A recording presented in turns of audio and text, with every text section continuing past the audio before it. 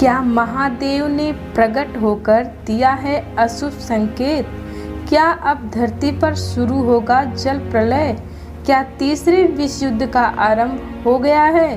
भारत विश्व गुरु के नाम से कब जाना जाएगा? कलयुग के पहले युग में धर्म की स्थापना कैसे हुआ था? जानेंगे सभी सवालों के जवाब आज के वीडियो में। मैं हूं आपकी दोस्त पूजा। दोस्तों, आज तक आपने कलयुग के बारे में बहुत सी बातें सुनी होगी, परंतु आज हम कलयुग को लेकर ऐसी भविष्यवाणी बताने वाले हैं जो आज तक आपको किसी ने भी नहीं बताया होगा। आज हम हिंदू धार्मिक ग्रंथों में की गई कुछ ऐसी भविष्यवाणियों के बारे में बताने जा रहे हैं जो कि वर्तमान में सच हो रहा है। उड़ीसा के महान संत श्री अच्युतानंद दास महाराज जी के द्वारा लिखी ग्रंथ भविष्य मलिका के भविष्यवाणियों के मुताबिक कलयुग का अंत हो चुका है और हम सब संधि काल में जी रहे हैं। अब आप सोच रहे होंगे कि संधि काल क्या होता है, तो आपकी जानकारी के लिए बता दें कि दो युगों के बीच की सीमा को संधि काल कहते हैं, अर्थात एक युग के अंत और दूसरे युग के आरंभ। शास्त्रों के माने तो इसे महाविनाशकारी काल कहते हैं। यह पूरे युगों में से सबसे कठिन समय होता है। इस काल में स्वयं माँ काली अपना प्रचंड रूप धारण करके पृथ्वी पर हाहाकार मचाना शुरू कर देती हैं। देवों के देव महादेव स्वयं तांडव करना शुरू कर देते हैं।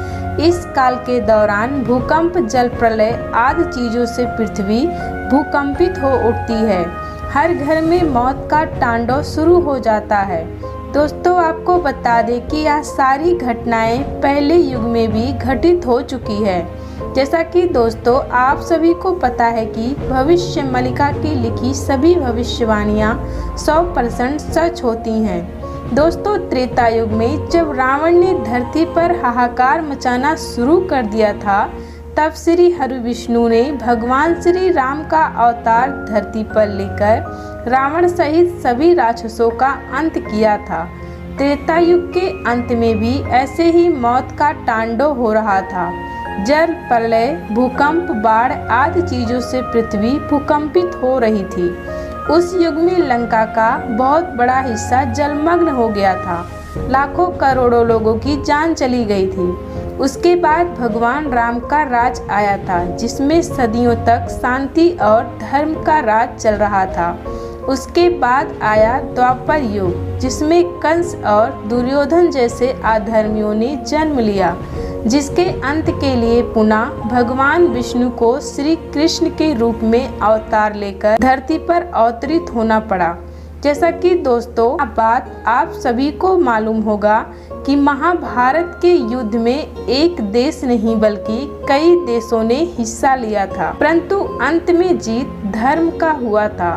भगवान श्री कृष्ण ने कंस सहित दुर्योधन और सभी अधर्मियों का नाश किया था। द्वापर युग में श्री कृष्ण की द्वारिका नगरी जलमग्न हो गई थी। उसके बाद फिर से भगवान श्री कृष्ण के युग में कुछ समय तक शांति छाई रही। उसके बाद आया ऐसा युग जिसमें राक्षस नहीं बल्कि सभी इंसान जाति ही अधर्मी हैं। इस युग में पाप ज्यादा होगा, पुण्य का कहीं नामो निशान नहीं होगा। यहाँ पाप बढ़ता जाएगा और अच्छाई मिटता जाएगा। इस युग में लोगों ने अपने स्वार्थ के लिए पेड़ पौधे, जानवरों जैसे सबको नष्ट करना शुरू कर दिया है। इस युग में कली राक्षस ने सभी इंसानों के दिमाग को इतना डाइवर्ट कर दिया है कि अच्छे और बुरे में कोई फर्क ही नहीं कर पा रहा है। मालिका पुस्तक की भविष्यवाणी के मुताबिक महाविनाश का दौर समाप्त होने के बाद सन 2050 में मुंबई पूरी तरीके से जलमग्न हो जाएगा। जैसा कि आप सब देख रहे होंगे कि भारत के बहुत से देश हैं जो जलमग्न हो चुके हैं, जिनकी स्थिति आज के दौर में काफ़ी ज़्यादा खराब चल रही है। जहां पर सूखा पड़ने की संभावना थी, वहां आज पानी भरा हुआ मिल रहा है।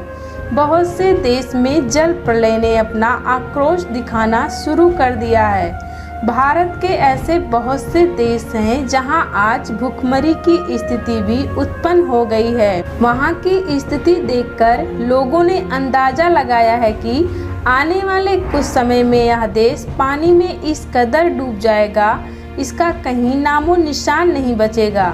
दोस्तों, यह सारी बातें झूठ नहीं हैं। अगर आप न्यूज़ देख रहे होंगे तो आपको इस बात का अंदाज़ा लग चुका होगा कि हम किस देश के बारे में बात कर रहे हैं। भारत के पड़ोसी देश श्रीलंका, पाकिस्तान, आज इन देशों की आर्थिक स्थिति खराब हो गया है। चीन देश में जल प्रलय के साथ साथ कोरोना जैसी महामारी ने भी अपना दस्तक देना फिर से शुरू कर दिया है। ऐसे में अंदाज़ा लगाया जा रहा है कि चीन देश की भी आर्थिक स्थिति खराब हो चुकी है। दुनिया में 25% गेहूं की उपज यूरोप और एशिया देश मिलकर करते हैं, परंतु आज उन देशों में ऐसी स्थिति खड़ी हो गई है कि वहां पर लोग भूखे मर रहे हैं। कैसे लगातार वहां युद्ध की स्थिति बढ़ती चली जा रही है। भविष्य मालिका के भविष्यवाणी के मुताबिक चीन, पाकिस्तान और 13 मुस्लिम देश मिलकर भारत पर हमला करेंगे, क्योंकि उन देशों की आर्थिक स्थिति खराब हो चुकी है। उनका मेन मकसद भारत के खजानों को लूटकर अपनी आर्थिक स्थिति को सुधारने का होगा। आपकी जानकारी के लिए बता दें कि कलयुग का यह युद्ध महाभारत के युद्ध से भी ज़्यादा भयानक होगा। जिस प्रकार धरती से पेड़ों की कटाई बहुत तेजी से हो रही है, उस प्रकार पूरा वायुमंडल दूषित हो जा रहा है, जिसके कारण सूर्य की रोशनी धरती पर आती है परंतु वापस नहीं जा पाती। इसका प्रमाण तो आप सभी देख रहे हैं कि किस कदर गर्मी ने अपना प्रचंड रूप दिखाना शुरू कर दिया है। दोस्तों, अभी हाल ही में सरकार ने अग्निपथ नियम लागू किया है। इस अग्निपथ से देश के सभी युवा आक्रोश में आ गए हैं, क्योंकि वह कली राक्षस के प्रकोप में फंस चुके हैं। इसलिए उन्हें इस अग्निपथ नियम का कोई भी मतलब समझ में नहीं आ रहा है। अभी देश में जो हालात चल रहा है वह आगे चलकर महाविनाश का रूप धारण करने वाला है। इसलिए इसमें बहुत से सैनिकों की जरूरत पड़ सकती है। तभी सरकार ने अग्निपथ नियम को पूरे देश में लागू किया है, ताकि सभी युवा मिलकर भारत के इस महाविनाशकारी युद्ध में साथ दे सकें। जिस प्रकार से भारत के सभी तीर्थ स्थलों से अशुभ संकेत देखने को मिल रहा है, उससे तो अंदाजा लगाया जा सकता है कि भारत का भविष्य खतरे में है। अभी हाल ही में भगवान शिव ने प्रकट होकर यह संकेत दिया है कि अब महाविनाश का दौर शुरू होने वाला है। अब भगवान कल की दुनिया के सामने प्रकट होने वाले हैं। अभी तक केवल मंदिरों से अशुभ संकेत मिल रहे थे, अब तो स्वयं महादेव भी प्रकट हो चुके हैं। अब मिला है भगवान कल्कि के प्रकट होने का सबसे बड़ा सबूत। अब वह समय दूर नहीं जब भारत पर होगा आतंकी हमला। हमारा मकसद आपको डराना नहीं बल्कि आने वाले संकटों से सचेत करना है। दोस्तों, आपको डरने की आवश्यकता नहीं है, क्योंकि जो मन के सच्चा है वह भगवान उसकी हमेशा मदद करते हैं।